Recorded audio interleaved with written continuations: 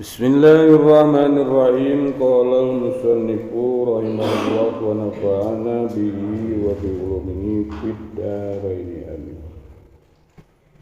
Bismillahirrahmanirrahim. Istashfu nyungkeun kawarasan aranjeun kabeh atanapi nyungkeun cager aranjeun kabeh bima ku perkara hamidan utos muji sa Allah Ta'ala bi kalawan ma nafsahu kadatna Allah qabla ayyamadahu dina sameme muji ka Allah sa khalquhu makhlukna Allah wa bima jeung ku perkara madahan utos ngalem sa Allah Ta'ala bihi kalawan ma nafsahu kadatna Allah. Alhamdulillah tegesna lafaz alhamdulillah wa qul huwallahu ahad sareng qul huwallahu ahad. Paman lam yasbihi mangka sing saja malam yasbi anu teu ngawaraskeun atanapi teu nyageurkeun kaitu manon Al-Qur'an pala syafahu maka moal bisa nyageurkeun kaitu man saha ahadun hiji jalma. Rawahu ngeriwayatkeun kaitu hadis Ibnu Qani Syekh Ibnu Qani an Raja al-Ghanawi di Syekh Raja al-Ghanawi. Pidawuh Kanjeng istasfu bima hamidallahu ta'ala bihi nafsah kudu nyuhungkeun kawarasan kudu menta cager cenah urang teh ku perkara anu Allah tos ngalem kana zatna ku eta perkara sameme makhluk-makhluk ngalem ka Allah. Jadi marek nerangkeun carana urang ayeuna ngubaran panyakit atanapi ieu marek nerangkeun naon sababna lamun urang ngariung terus kadituna Al-Fatihah lamun urang minta doa ka ajengan teu woleh cai teh doaan Al-Fatihah atanapi kulhu tah ieu dalilna. Jadi cek Kanjeng jadikeun cenah ayeuna puji ka Allah teh sebagai ayeuna urang menta cager jeung ku perkara anu Allah puji ayeuna ka mantenna. Naon teh puji sareng ngalemna Allah ka mantenna teh nyaeta alhamdulillah. Nalika urang ayeuna gering boh ayeuna gering secara fisik atanapi gering secara ayeuna hate rohani ubaran ku urang ubarana kunaon ku alhamdulillah ponokna alhamdulillah panjangna ku Fatihah.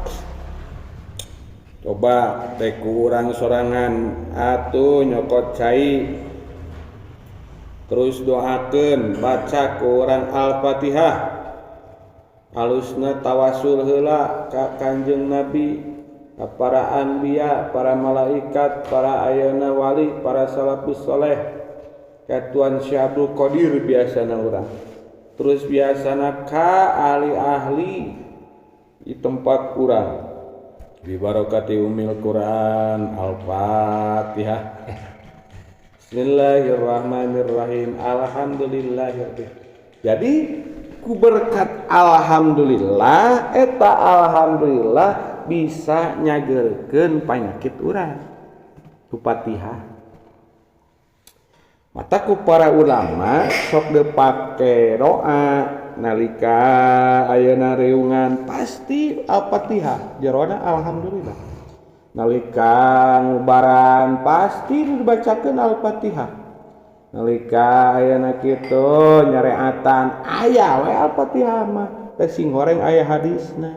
Cek Kanjeng urang pek ayeuna nyieun atanapi mentah cager teh ku pangalem ku pujian anu ayeuna ku Allah sok diangin muji ka mantenna ka zatna nyaeta alhamdulillah. Atanapi ku qul huwallahu ahad aya jalma minta ubar ka urang datang ka imah geus seduanana ku urang atulah. Fatihah a'udzubillahi minasyaitonir bismillahirrahmanirrahim. Sanggeus alhamdulillah kulhu teh. Qul huwallahu ahad Allahus samad lam yalid. Eta doa keur ayeuna ngubaran. Daek ngubaran sorangan, daek ngubaran batur. Mata ku para ulama pasti eta alhamdulillah atanapi Fatihah jeung kulhu teh sok dibawa tina setiap rodoan. Dati kanjeungna emang kitu.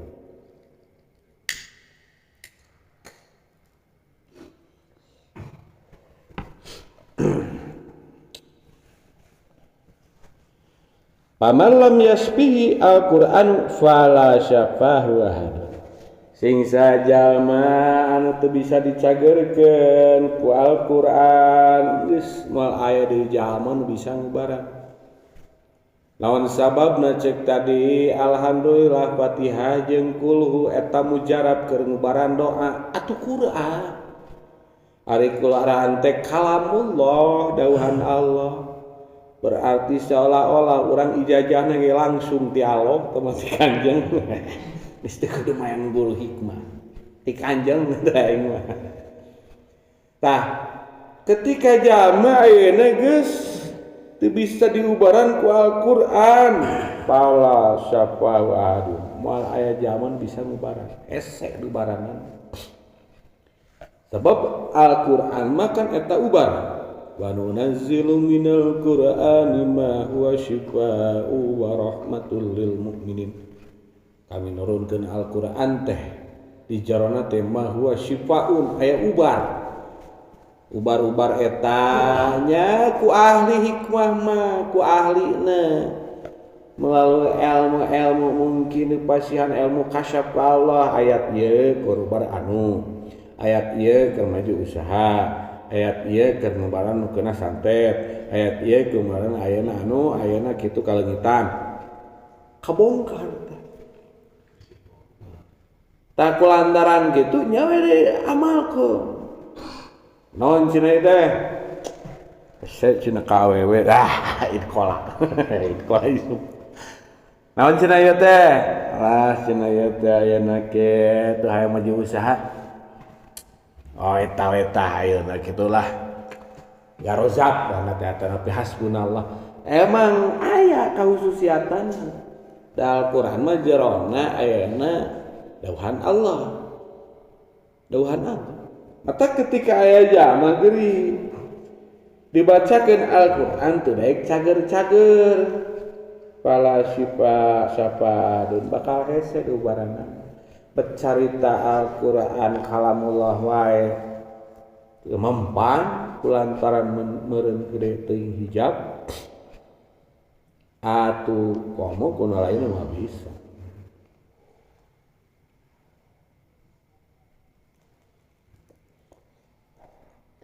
Atanapi bisa wae diartikeun ketika aya jalma dinasihatan ku Al-Qur'an teu daek cager-cager teu daek robah-robah mangka moal aya jalma nu bisa nganasihatan manehna moal mempan bet ku nasihat Al-Qur'an wae aya nu sakitu aqdomna teu daek aya robahna komo atuh ku jalma biasa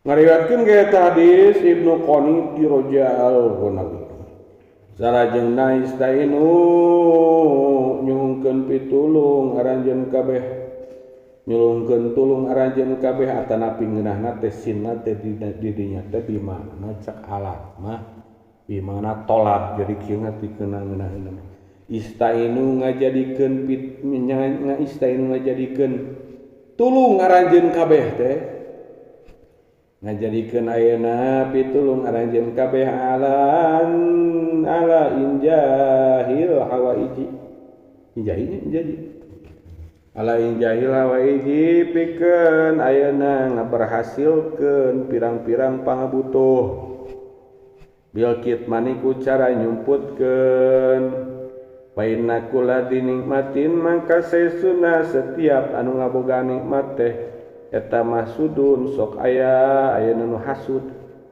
Rawahu ngariwayatkeun ka itu hadis Abu Naim an Mu'ad bin Jabal ti Mu'ad bin Jabal.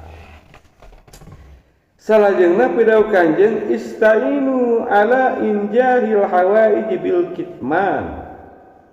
Kudu ngajarikeun pitulung aranjeun kabeh keur nyukseskeun ngaberhasilkeun pirang-pirang pangabutuh urang kahayang urang teh ku cara bil kitman disumputkeun. Lamun orang aya hiji ayeuna pangabutuh, aya hiji program, aya hiji usaha hayang sukses cek Kanjeng istainu bil kitman. Carana supaya berhasil bil kitman sumputkeun. Jadi ulah digembor-gembor. Urang rek ngarancang hiji usaha ulah kada bebeja ka tiap jelema, hampir tiap jelema hafal si eta rek usaha kana anu jempe we heula kitu. Disumputkeun ku urang kitu. Nah, sabab fa inna kulla dinikmatin masudun, setiap nu ngaboga nikmat mah sok aya nu hasud. Ketika urang ngagembor-gembor mukakeun ayeuna ngumbar rencana urang eta teh sok aya nu hasud. Sabab kangaranan jelema mah sok beda. Kadang jelema teh aya nu panuju, kadang aya jelema teh anu ngadukung, kadang aya jelema teh anu ngewa, aya oge anu hasud. Rupa-rupa masyarakat teh ka urang teh da hirup di dunya mah malesot ti nu mikanya jeung anu mika ngewa. Pasti lumrahna gitu. Tah, ketika ayeuna urang boga hiji rencana terus ku urang rencana eta diumbar-umbar kekal aya nu hasud. Ketika aya nu hasud engkena manehna bakal hasud kulantaran hasud antukna ngajadikeun rencana urang jadi kacau. Atanapi lamun usaha kulantaran bocor urang terek nyieun mun carita model bohna kitu. Kantong asana teh jaket geus bocor teh heula ieu pesanan anu keur si anu teh bisa ditiru ku manehna. Adik cenah euy si eta cenah ngadenge cek tatangga meunang orderan cenah 1000 piece tas model anu asupna ka anu ku aing teu heulaan cenah. Eucieun ku manehna tah ciplak. Geus kabayang cenah bola eta mah. Langsung datang kali itu ke tempat anu. Bos tah urang boga barang bae saanu deuh banting harga. Tah eta kulantaran teu kitman antukna usaha jadi kacau. Tadina sok order ka urang kulantaran ayeuna bocor rahasiana. Jadi pindah ka manehna. Jadi kaganggu atuh usaha urang teh. Usaha urang ayeuna kitu jadi macet. Jadi aya gangguan gitu kulantaran urang teu kitman, teu susulumputan gitu. Mungkin kalau mun urang ayeuna di ulah waka digembar-gembar mah di kitman. Nya ayeuna step by step sulumputan we gitu. Cek paribasananya ieu mah nya ngasauku lingkungan deukeut teh arapal teh, nah teu dibeja-beja gitu. Beda dicarita di nyapak urang teu ngabeja-beja beureun aya nu ngabejakeun beureun dieu mah. Ieu mah seuneu urang teu ngabeja-beja gitu. Kal aman tinu ayeuna kitu niru, aman ti ayeuna lamun carita usaha mah tina kompetitor ngaranna teh. Kompetitor lamun tina online mah kompetitor ngaranna teh. Orang jualan tas, tetangga orang jualan tas, itu oge sagarut jualan tas. Kadang kompetitor sok silih jatuhkeun. Kadang sok aya nu main curang. Urang nyeun tas modelna akur jeung tas urang Jakarta, terkadang sok main kotor meuli ka urang hiji. Urang Jakarta teh nu boga barang akur teh. Tuluy me ulasan hiji ngagoreng. Kulit palsu, jelek, jangan beli di sini, padahal aja dia gitu kompetitor. Nah, mata kalus nama mencari tahu orang boga rencana usaha maksudnya dia. Bill Kitman, gitu ulah waka ayeuna diumbar. Selumputan weh gitu. Mending keneh ayeuna kitu step by step. Lamun cek pepatah teh mah orang bijak itu banyak diam tapi banyak bekerja. Ketika ayeuna ayeuna kitu berhasil memuaskan, bakal ayeuna kitu pada muji. Tapi ayeuna jalma ayeuna kitu ayeuna mah lobana terkadang kitu loba ngomong can ge usum geus ieu teh planning geus rame teh ulah. Bari jeung ayeuna melangkah kerek ge salengkah cek paribasana. Tapi geus riweuh, geus ieu terlalu teuing kaharep. Gitu. Antukna ketika ayeuna hasil tidak memuaskan kermah ayeuna kurang gawe bakal jadi bahan ejekan. Nah, cina euy lain rek usahakan anu cina. Hiji cina teu jadi atanapi ayeuna kitu. Kacau cina aya kendala ieu ya. Oh. Tak resep ti Kanjeng resepna Bill Kitman supaya injih jahil hawaij pirang-pirang rencana orang pangabatuh orang sukses laksana berhasil istainu Bill Kitman. Jadikan Kitman sebagai bahan kurang menta tulung supaya usaha orang diberhasil. Maksudnya gitu.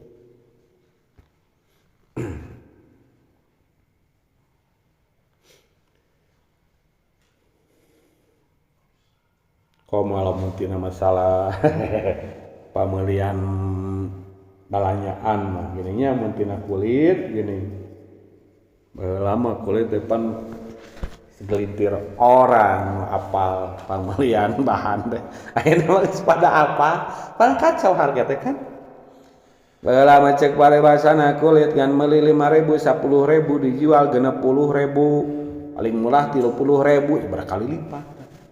Ayeuna mah geus arah paraos di mana? Di Bogor. Di mana di Jakarta? Marawamil sorangan. Geus camal. Nya meureun seiring berjalanna waktu mah pasti wae bakal apa. Dengan ulah diomong-omong ku urang ulah teh kitu. Urang mah jeung pere, rahasia tuh. Jiga resep kadaharan atanapi muncet ya mata karana sakumaha atanapi nya eta we sakirana ulah di open bar ulah beja-beja tuh atuh dibejakeun mah cenah resep nyieun gehu ieu narurutan cenah rumah makan ieu narurutan atuh keteh tah jempe sebab setiap ayeuna nu ngaboga nikmat teh sok ayeuna hasud cenah kitu.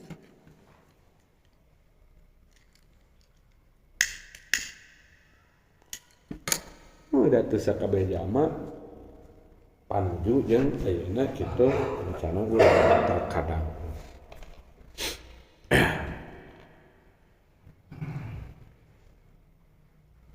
Jadi kudu main rahasia. Ulah kabeh diekeun sakirana ieu mah yeuh halusna rapat bewir ulah dibejakeun. Karena keur kasalamatan rencana usaha urang maksudna. Ngariwetkeun ka hadis Abu Naim ti Mu'adz bin Jabal.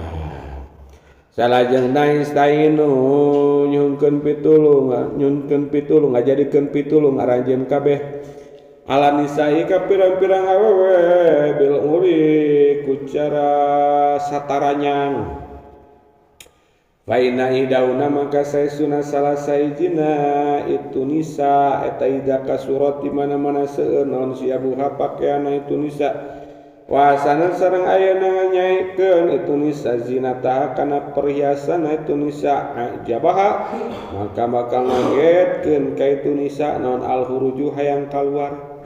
Rawahu ngriwayatkeun ka tadi Ibnu Adi Anas ti sahabat Anas. Istainu ala nisabil uryi. Jadikeun pitulung ku arajeun kabeh keur awewe teh bil uryi ku cara ayeuna telanjang. Iya di selain dina harti urang kudu nitah ka awewe ka pamajikan urang ka budak urang nu awewe kudu teu make baju lain salah mahal habis.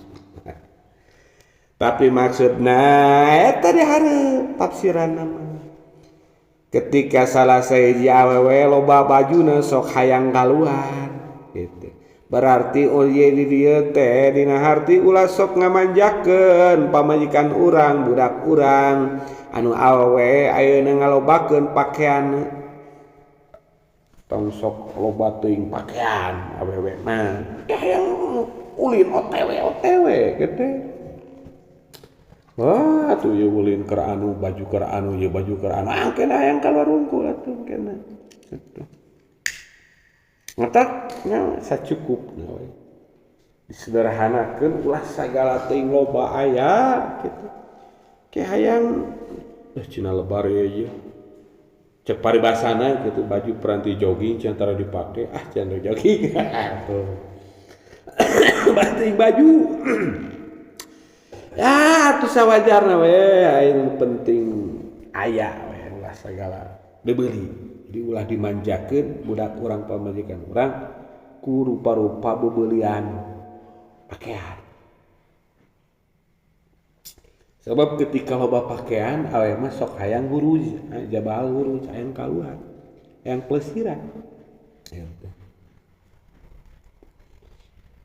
Nu dihariwangkeun naon? Wala tabarujna tabarujal jahiliyah. Juga kaum jahiliyah maksudna kaluar teh supaya pamer ka babaturanna. Reunian maksudna nembong-nembong emas, nembong-nembong pakaian. Terkadang mah kadang tuh sih ari kabeh mah nya kondisional.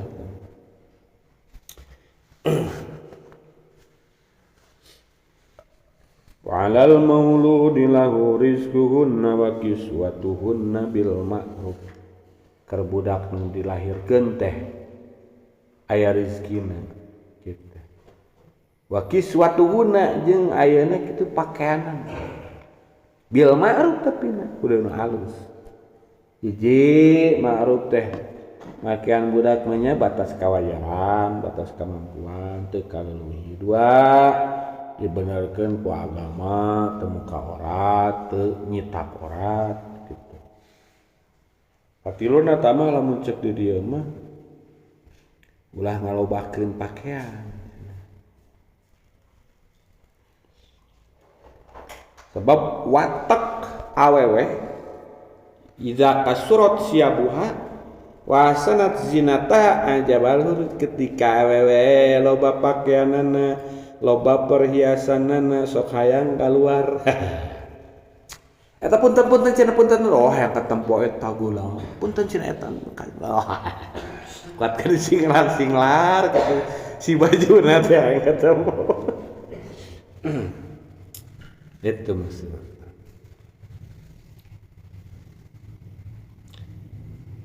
Tina hadis lain lain bahasana al-mar'atu idza kharajat istasrafa hasyaiton. Awe mah ketika keluar di imah istasrafa syaiton bakal digoda ku setan supaya israf.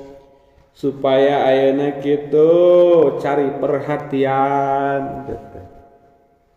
Gede kegodana.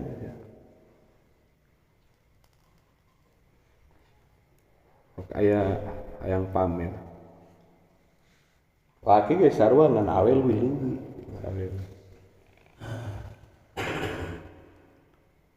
Jadi ulah sok ngamanjakeun awewe eta nepi budak awewe ku ayeuna loba pakaian. Kitu sok teh lain dina harti urang teu nya justru keur ngajaga eta we tina fitnah. Sebab ketika awe loba keluar mah dah goreng. Eta cenah awe juga nu teu boga salah kayaknya OTW we gawena teh bawahna gitu. Uli nu bawahna gitu. Justru awe alus nu cicing di ieu. Salagina eueuh kapaluan aya kapaluan teh naon.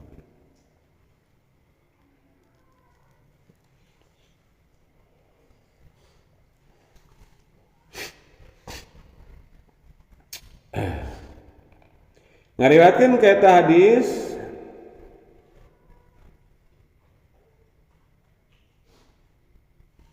Ibnu Aditi ayeuna sahabat Anas. Salajengna istaqimu kana istiqomah aranjeun kabeh wa ni'ma anis istaqomtum sareng eta sabagus-bagusna perkara an saestuna kalakuan eta istaqomtum istiqomah aranjeun kabeh ari istiqomah wa khairu amalikum sarari pangsae-saena pirang-pirang amal aranjeun kabeh teh ta salatu salat wala yuhafidu meureun ieu yuhafidu wala yuhafidu sareng ayeuna kitu wa ngaraksa alal wudu'i kana wudu illa kullu mu'minin angin saha setiap jalma mukmin. Rawahu ngariwayatkeun ka eta hadis sa Ibnu Majah an Abi Umamah ti Abu Umamah. Salajengna istaqimu wa ni'ma an istaqomtum. Kudu istiqomah aranjeun kabeh. Kudu mayeng terus-terusan. Ulah ayeuna cek paribasana mimiti mah sumangat tapi kadituna jadi horeang. Gitu. Ada istiqomah ti mimiti nepikeun akhir terus-terusan mayeng cek paribasana mun amalan sok sanajan saeutik tapi dawam eta leuwih dipika cinta mungga Allah. Abul a'mali lallahi atba'uha wa in qala pangsaeutikna amalan mungga Allah teh nyaeta anu dawam sok sanajan saeutik. Mencarita sapedah ngagoes teh mah cek Mang Dadan. Wasihan teh diangerkeun we. Henteu ti mimiti tarik ka dituna capek jongkeng.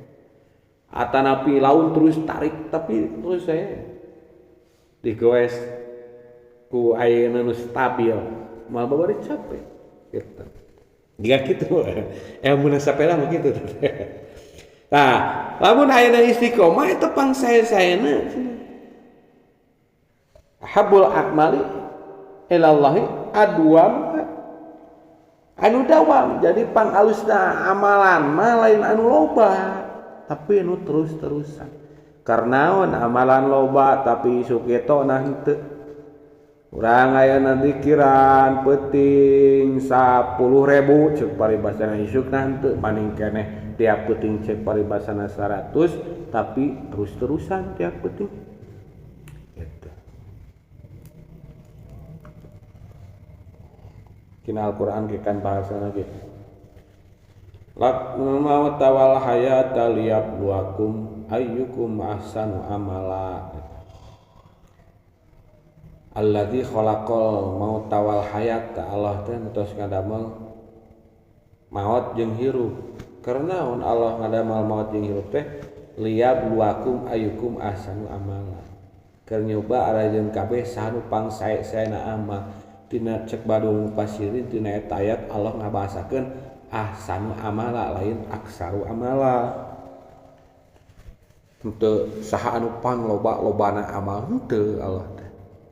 Atuh lamun pangloba-loba amal mah watir atuh nu boga panyakit, nu cengkot, anu boga keterbelakangan, keterbatasan, ngeun anu sehat atuh.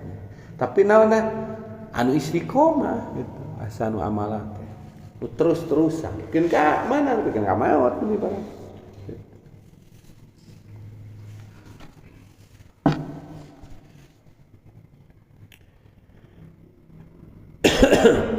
Jeung deui istiqomah teh cenah tanda ikhlas, tanda ketulusan. beda jalma anu mayeng cek Sunda teh mah anu non tukuh keukeuh mencek bahasa kaut menuju nun jeung nun teu ketika jalma benar-benar mah sok sanajan ripuh cek paribasana kolot usaha istiqomah we capek-capek ge disiar berarti tulus usahana teh ya keur nganapakan anak pamajikan tapi zaman nu teu ayeuna mah teu junun mah gitu bakal keuna ku hoream mungkin di tengah jalan eureum entak isi komama tanda kailasan kabersihan ayeuna kitu niatna amal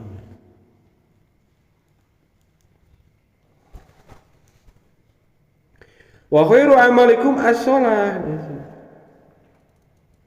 ari cek guru mah aya tulisan ya nang ti guru istiqomah teh cenah dawamul ilmi wal amal ya nang ti Kang Mama istiqomah teh cenah dawamul ilmi wal amal ngalanggengkeun ilmu jeung ngamalkeun ilmu gitu da heueuh ketang deui urang mun ngamalkeun ari teu sesuai ilmu mah teu dikatakan istiqomah urang ayeuna bawahanna teh ibadah tapi teu sesuai jeung ilmuna kacau we deui dan istiqomah berarti kudu sesuai tuntutan istiqomah dawamul ilmi wal amal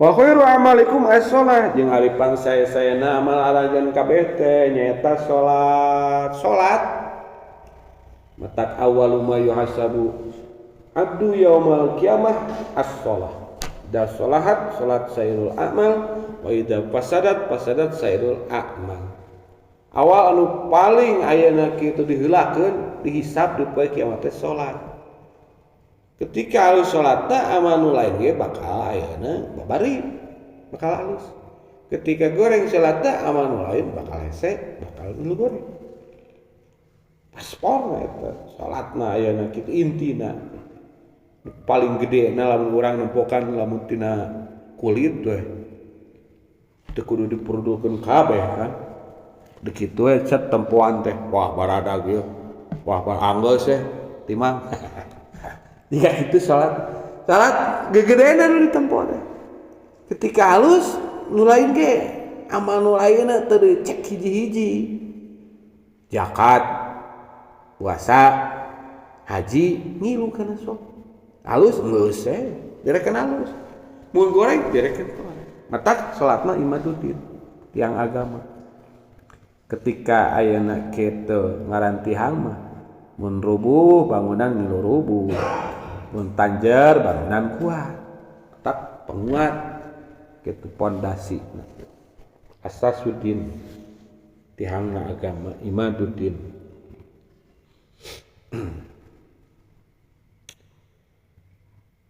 matak salat mah tanha anil fahsya wan munkar lamun ketika benar makan jeung deui tina salat mah amalan teh gabungan tina mang pirang-pirang amal sebab tina salat aya zikir tina salat aya doaan tina salat aya syahadat tina salat aya ngagungkeun aya tasbih termasuk oge ibadah badaniyah nah cina ibadah badaniyah lain nu ripuh mah haji nya eta mah sifatna saumur hidup sakali anu tiap poe mah justru salat teh perkara ayeuna anu babari tapi keur urang mah kan berat kurang-kurangna abi we abi denge salat teh da urang hare nah da sieun kaburu nu nyokot paket antar aja kaburu datang lamun tinggalin kudu nganterkeun ka suci kadang mending paket heula we mesal teh kadang kitu gitu baru pak enteng tapi dah lumayan enteng ke sampai 5 kali kan gerakan gitu nu paling hese mah naon lain salat teh heueuh hate urang mah urang teh berat sok aya peribahasa gitu jalma nama cek paribasana mah beasa kintal ka bawah gitu tapi ayeuna mangul awak urang ka masjid berat paribasana lari maraton mah pang kahijina juara ini ayeuna ka tempat salat mangga masjid hese tak cek dia khairu amalikum as-shalah wala yuhafidu ala wudu illa kullu mu'min yang mal pati-pati ngaraksakan wudu lintang ti setiap jalma mukmin sabab cek kamari wudu mah lain ngan saukur keur ngabersihkeun wudu mah lain supaya bersih-bersih deui dalam hayang bersih beneran mah geus mani sakalian mani mah kabeh walatra bersih wudu mah paling nu kudu dibersihan teh beungeut leungeun suku ban nu lain mah da awak mah teh mata kemenahan bersih mah maneh ge man mata cek kamari wudu mah lain dengan saukur ngabersihkeun dohir nu paling penting naon ngabersihkeun batin sabab wudu tanda bagian satrol iman cek kamari satul iman bagian tina iman sabab jalma moal pati-pati wudu lintang teh eta jalma teh boga iman keyakinan kepercayaan yen manehna teh boga pangeran nyaeta Gusti Allah anu nitah ibadah anu ngingetan manehna teh bakal paeh anu bakal ayeuna paeh teh teh bakal nyorang alam kubur di kubur aya nikmat kubur aya siksa kubur tak tergantung hayang ngeunah jeung teu na teh kumaha di dunyana oh Allah teu nitah wudu mun rek salat ida kuntum di salat fagsilu wujuhakum ilaih tapi wudu tamatak wudu kitu teh pan eta bagian tina kepercayaan keyakinan manehna yen sabada alam dunia bakal aya alam kubur anu mana alam kubur ayeuna cekna hadis bakal aya salat teh jadi ngabaturan mun alus ayeuna diraksa bakal barupa nu kasep sareungit mun goreng bakal pikasieun hideung cakeutreuk bakal nuntun urang nepikeun ka ayeuna di timbang amal tamata kitu teh kan yakin boga kayakinan tak aya peribahasa si eta mah cenah leus si beungeut ge tara tanda eta jalma eueuh iman lain mukmin da moal pati-pati jalma ayeuna teu wudu teu salat lintang tinu teu boga iman tak cek dia jalma nu ngaraksa wudu mah illa kullu mukmin tiap jalma ngaraksa wudu teh kumaha wudu anu bener sesuai syariat atan tapi lamun hayang leuwih diluaskeun mah yuhafidu ala wudu teh jalma anu tajdidul wudu anu nganyar-nganyar wudu maksudna teh lain ayeuna terus wudu tapi ayeuna kitu langgeng boga wudu dawam wudu urang boga wudu terus hitut terus ya ayeuna wudu terus deui ayeuna kitu ketika batal terus ayeuna urang wudu disebut tajdidul wudu nganyar-nganyar wudu eta mal pati-pati dawam wudu bisa diartikeun kitu lintang ti setiap jalma mukmin anu bener-bener mukminna ngariwatkeun eta hadis Ibnu Majah ti Abi Umamah salajengna istaksir keranyeurkeun arajeun kabeh minan nasi ti manusia min du'ail khairi tina ngadoakeun kasayan laka pikeun anjeun painal abda mangka saestuna hiji hamba eta layadri moal apal etu si abdi ala lisaniman kulisanna saha jalma yustajabu bakal dijabah naon lahu kaitu ayeuna kitu man ayurhamu atanapi ayeuna dipikasi itu man rawahu ngariwayatkeun kaitu hadis al khatib si khatib an Abi Hurairah ti Abi Hurairah istaksir minan nasi min du'ail khairi laka lobakeun ku anjeun penta cek urang mah doa-doa manusia, doa-doa ayeuna sae ti manusia. Jadi Kanjeng teh nita ka urang sok cenah pentaan batur teh doa alusna. Pangih jeung ajengan, umat ajengan doakeun abdi. Pangih jeung dulur akhirnya urang. Ahlila cenah kitu mah ku cara ngariuhan teh mah. Urang ayeuna sujud syukuran diungkeun jelema terus ayeuna omongkeun pamaksadan atau nabi sabari syukuran naon ieu teh sabing syukuran saja aya pamaksadan derak-dek dirinya ngadoa terus diaminan tah emang kanjeng jiwarana kitu jadi penta ayeuna manusia teh doa-doa halusna sing loba nu ngadoakeun nu usahakeun ka urang teh sing loba nah fainal abda la yadri ala lisan man yustajabula sabab urang teh apal lisan nu mana anu bakal diijabah boa anu diijabah teh ayeuna doana si A boa doana si B lamun anu ngariung 100 jelema piraku eueuh hiji-hiji acan mah anu ditampi ku Allah gitu.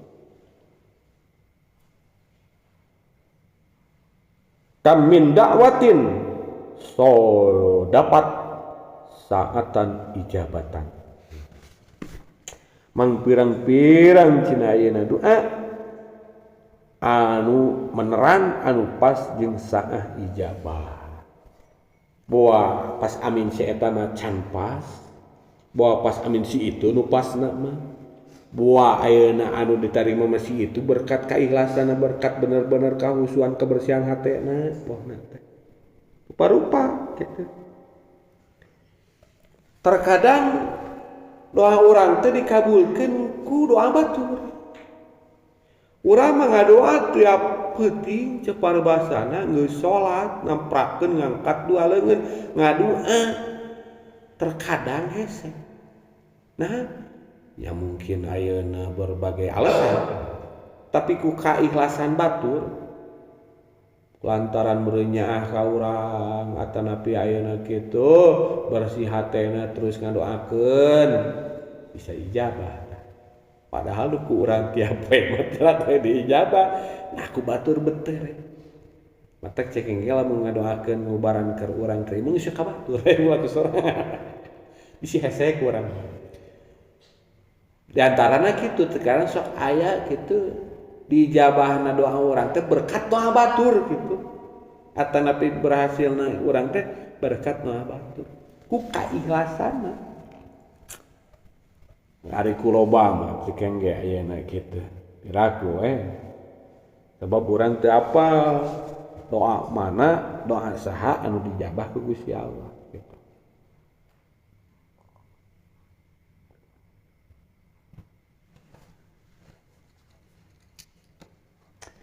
Tak lantaran cek bieu urang teh kudu menta loba pangdoakeun ka batur supaya ayeuna doakeun alus kan ari jelema teh teu ujug-ujug ngadoakeun alus ka urang kan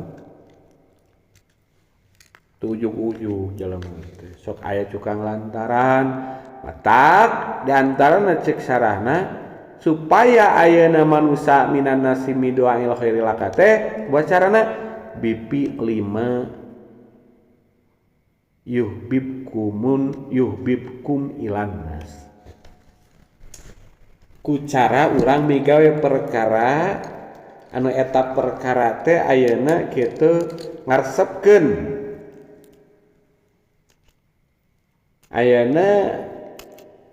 ayeuna kitu aranjeun kabeh ka eta manusia berarti setana teh urang heula lamun hayang didoakeun ku batur da batur ge moal ujug-ujug ngadoakeun da biasana nu ngadoakeun ka urang mah terkadang hiji kudu dibere dahar heula ngariung atanapi diampok lamun mati macakeun Quran di makam mah teu dibayar mah aing kelat teuing cenah najis cenah ikhlas sorangan tah batur gitu urang mah batur maneh mah keluargana cek paribasan berditah ka urang lah tu cenah aya we keroko mah tah cenah kitu mah boleh lah jadi batur bakal ngadoakeun teh ketika aya buruna baik itu kadaharan baik itu aya duit materi eueuh mah tara kecuali nu aya boga jasa meureun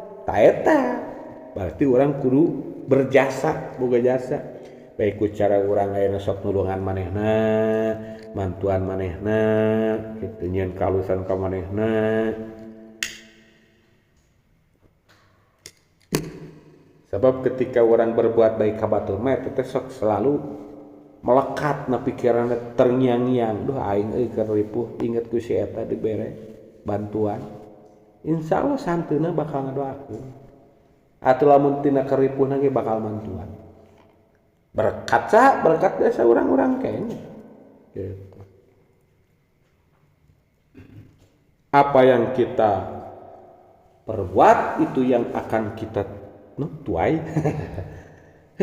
hasil orang-orang kan tak lamun orang hayang loba dinuakeun ayeuna kitu ku batur da urang mah rumah saajengan lain carita ajengan loba murid sok didahariahan kan dipatihahan didoakeun urang mah ajengan lain RW wae lain urang mata kumaha tuh sing loba alus ku batur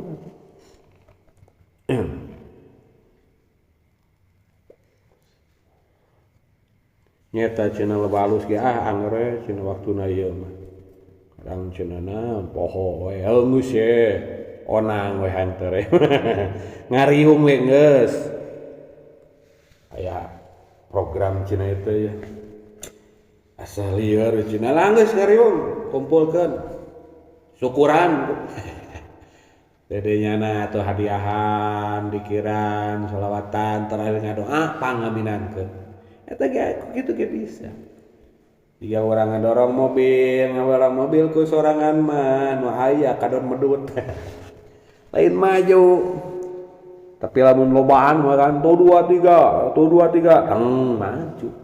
Atuh ngadoa ge ketika lobaan mah mungkin tina riungan teh aya anu nembus hadrah Allah dijabah. Sebab seorang hamba mah apa lisanu mana nu bakal dijabah au yarhamu atanapi ayeuna dipikanya pikawas pikaasi cek bahasa sompal mah aing teh sabenerna mah teu hayang cenah euy ngayekeun doa maneh tetep berkat aya di ruangan eta tah si eta cenah aing teh keur nyaah ka si eta keur deudeuh komo eta teh bohna teh ayeuna kitu kakasih kaula wali kaula tak dijabah tuh berkat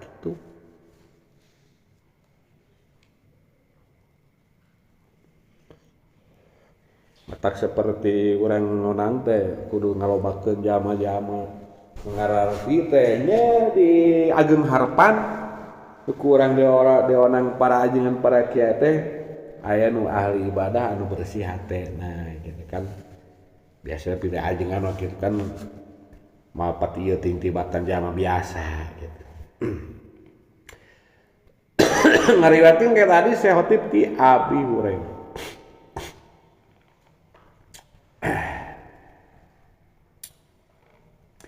salajengna istaksiru keranjeurkeun aranjeun kabeh min qaulillah wala wala quwata illa billah tina ucapan la haula wala quwata illa billah fa innaha man kasaisuna itu la haula eta tatba'u bakal nolak la haula tisatan wa tisina kana 89 naonana baban panto minaduri tina madarat adnaha ari anu panghandap-handapna itu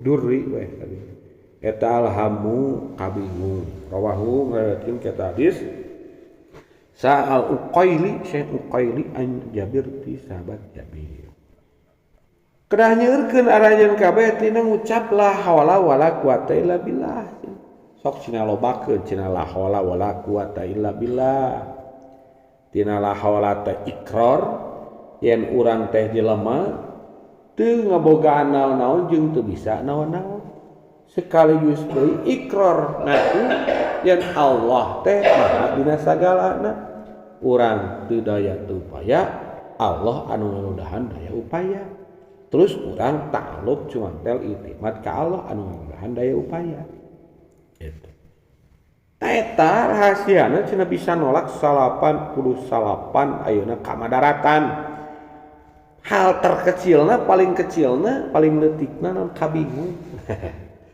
urang ke loba kabingung geus loba la haula lobakeun salat udang peuting geus la haula dalam daya upaya Allah mereka kumaha atuh. Tak cek Imam Ghazali, man fawwada amrahu ilallah kafahullahu ma ahamma. Sing saja manu masrahkeun urusanana ka Allah, mangka Allah bakal nyukupan ma ahammah perkara ahamahu nu ngabingungkeun maka itu ayeuna man. Mun urang pasrah sumrah tapit ka Allah, lamun ku ucapan ku cara ngucap la haula wala quwata illa billah, eta teh ayeuna ucapan tapit telah wala. Tah buruhna cenah naon bakal dicukupkeun dibamblaskeun tina perkara anu matak ngajadikeun urang bingung, dijauhkeun tina kabingung cinglarkeun.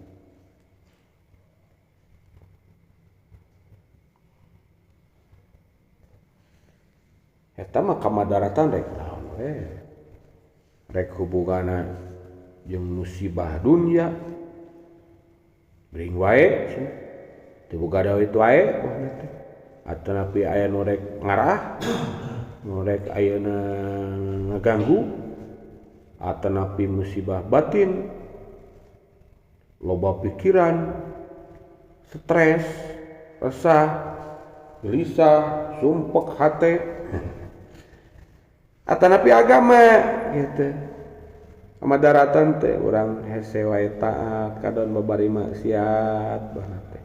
Urang sok wae ayeuna lemah kaimanan teh kayakinan teh tah rek musibah naon wae, rek hubunganna fiddin wa dunya rek urusan ayeuna agama, dunya, batin lobakeun cenah la haula wala quwata illa billah.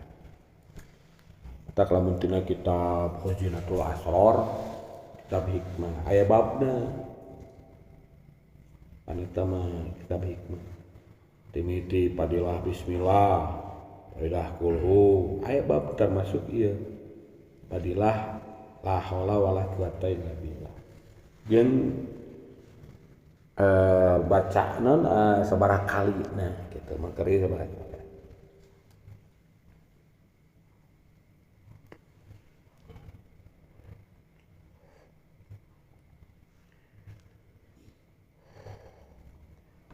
Ketika orang ayeuna itibadna ka Allah, insyaallah atuh kabingung urang bakal dicinglarkeun masalah urang bakal aya solusina.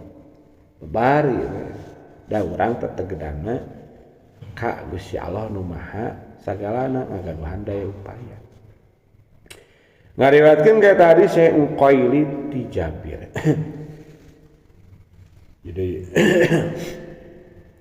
salajengna istausu kedah ayeuna ngawasiatan aranjeun kabeh binisai ka pirang-pirang awewe khairan kana kasayan painal mar'ata mangka saesunna hiji awewe eta huliko tidak mengitu mar'a min dolin awaja min dolin awaja tina ayeuna tulang rusuk awaja anu bengkok wa inna wajah syai'in jeung saeseuna nupang bengkok-bengkokna hiji perkara bidol tini ana tulang rusuk teh eta lahu pangluhur-luhurna itu dol dola pain dahabda mangka lamun migawe anjeun tukimuhu ngalempengkeun atanapi ngancekeun ngalempangkeun anjeun kana itu syek kasar tahu mangka bakal ayeuna kitu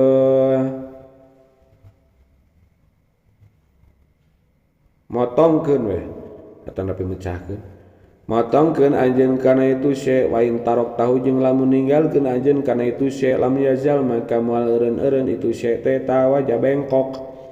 Pas tahu sumang kang ngawasiatan aranjeun kabeh teh binisai ka pirang-pirang awewe khairon kana kasayan. Rawahu ngariwayatkeun ka hadis Sahihani Bukhari Muslim an Abi Hurairah ti Abu Hurairah.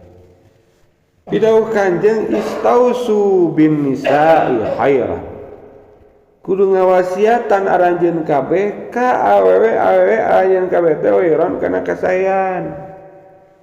sok cina pepujuhan papagahan wasiatan pamajikan urang budak urang nu awewe teh cina kahalusan gitu. Nah non sababna awewe kudu ayeuna kitu diwasiatan dipepujuhan di ayeuna waspadaan diati-atikeun sabab fa innal mar'ata khuliqat min dolin awaj awewe mah dijieun tina tulang rusuk anu bengkok. Pan ayeuna kitu Siti Hawa teh na ngadamel tina ayeuna kitu tulang rusuk Nabi Adam. Aya tulang rusuk teh bararengkok. Tak kulantaran bengkok, ngaran bengkok atuh. Ieu teh maksudna teh tamsil Gusti Allah. Tamsil keur watek awewe. Watek awewe mah jiga tulang rusuk. Kumaha tulang rusuk diantepkeun tuluy bengkok, dilempengkeun kadang potong. Watekna kitu. Kaumuman sifat awewe kitu, jiga tulang rusuk.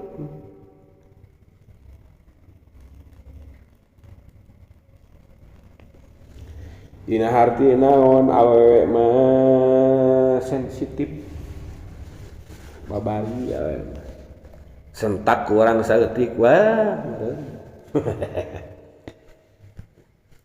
di ayeuna papagahan ku urang kadang ngalawan diantepkeun kitu teu daek robah di papatahan kitu kada nembak kumaha atuh hese pulang-pulang watak awewe kitu. Matak secara tidak langsung ya hadis teh nitah ka urang kudu merlakukeun awewe dengan sebaik mungkin. Gitu. Sebab awewe mah sensitif gitu. Diantep ulah, dikerasan ulah gitu. Orang boga awewe rek budak rek pamajikan kacrut gitu. Dikerasan wah meureun teh tali ka inungna diantot terus gitu. Jadi sensitif awewe. Urang ayeuna sekuat tenaga hayang awewe urang pamajikan urang jiga urang atanapi akur jeung urang hese tulang rusuk teh tak kudu nya saeutik-saeutik we kitu dinasihatkan wa asyiruhunna bil ma'ruf kudu bermuasyarah campur gaul jeung ayeuna pamajikan teh bil ma'ruf bicara alus gitu. Sebab awewe teh mun pamajikan teh bagian tina amanah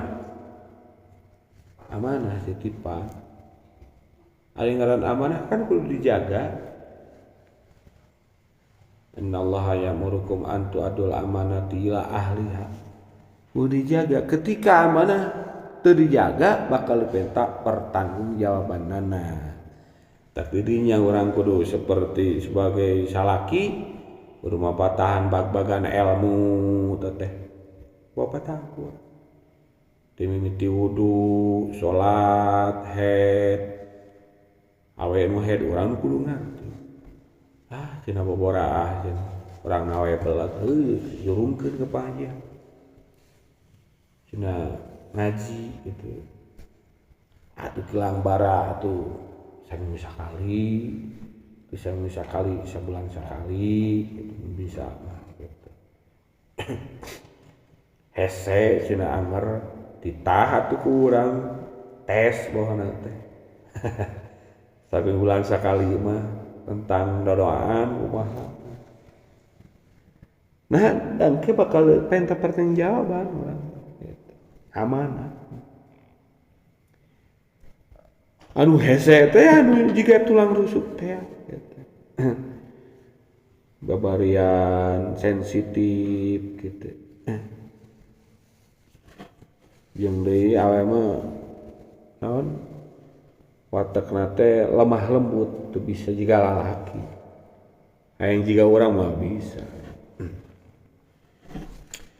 Wa inna wajasain fi dola ala anu pangbengkokna perkara tina tulang senu belah luhurna cenah pang luhur pain dabda tukimu kasar tau mun kurang dilempengkeun kasar tahu kadon ayeuna urang teh motongkeun eta ayeuna nu bengkok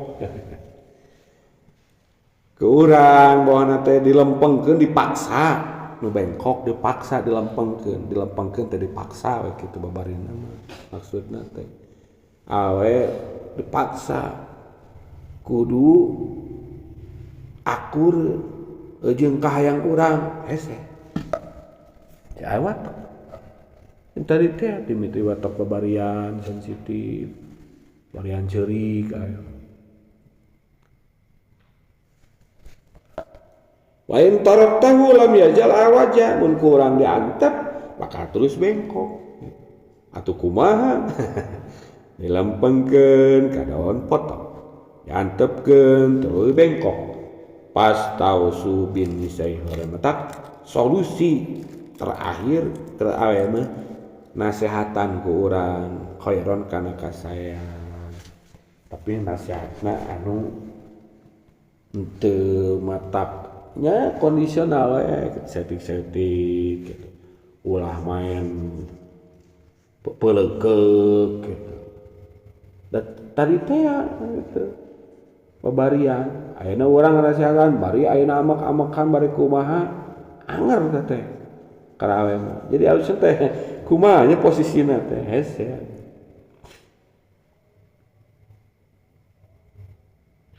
jadi hadis teh lain dina hareuti ayeuna ngahinakeun awewe lah sia si tulang rusuk si bengkok boana teh ai laisal murad damun nisa walakin bayanu tabiatihinna lain dimaksud ieu hadis teh nya cad awewe pedah dijieun tina tulang bengkok lain kanjengna tapi walakin bayanu tabiatihinna rek nerangkeun ngajelaskeun watak awewe mah jiga tulang bengkok liata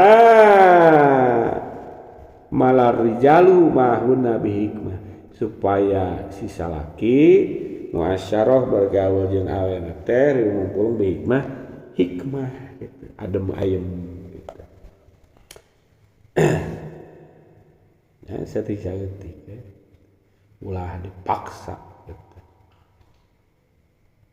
ulah ayeuna lajeun nganasihatan balingan nyeri boana teh sabab ngaran tulang bengkok mah ngaran tulang cek tadi ketika dilempengkeun bakal potong ngaran hubungan ketika dipaksakeun nyaho geus watakna kitu bisa-bisa matak hiji ngaran bengkok mah mun tulang nyeri bakal matak nyeri hati kaduana matak ayeuna kitu potong tina harti pegat putus hubungan ageusan cerai gitu diantepkeun heuh teu robah-robah anak nasihatan sutak saeutik nya teu keur kondisionalna ya keur hehe tah sehatan cenah teu wani urang menyerta susis aing suami takut istri atuh sina pangajian kita pangajian